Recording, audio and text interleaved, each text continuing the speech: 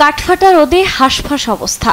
অসহনীয় এই গরম থেকে বাঁচতে কেউ মাথা ঢাকছেন কাপড় কিংবা রুমাল দিয়ে, অনেকে আবার ব্যবহার করছেন ছাতা।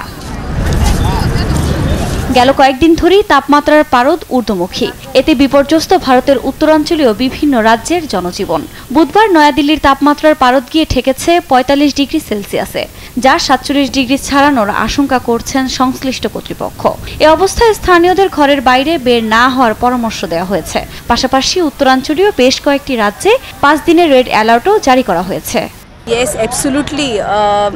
The heat is too much, and this hours between 12 to 3, I think we can't bear the heat. It's very high temperature.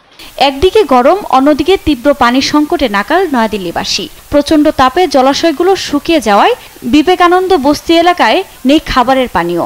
সামনে এ সংকট আরও ভয়াবহ রূপ নিতে পারে বলেও জানান বাসিন্দারা। এদিকে তীব্র গরমে নাকাল প্রতিবেশী দেশ পাকিস্তানও। এরই মধ্যে লাহোরের তাপমাত্রা ঠেকেছে ৪৪ ডিগ্রি সেলসিয়াসে। এ অবস্থায় সবচেয়ে বিপাকে নিম্ন আয়ের মানুষ। गर्मी बहुत ज़्यादा है, रिक्शा सारा दिन चलाते रहते हैं जो है उसकी वजह से, और ये शरबत पी रहे हैं, गर्मी का थोड़ा टेम्परेचर डाउन हो जाएगा जो है ना। गर्मी तो बहुत तेज़ हो रही है और पसीना इतना है, कपड़े भी जो है ना नीचे से पसीनो पसीने सारा।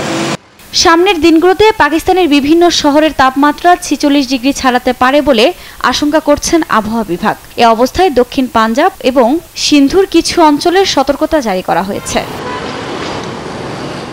আফরিন মৌ, নিউজ ডেস্ক, দেশ টিভি।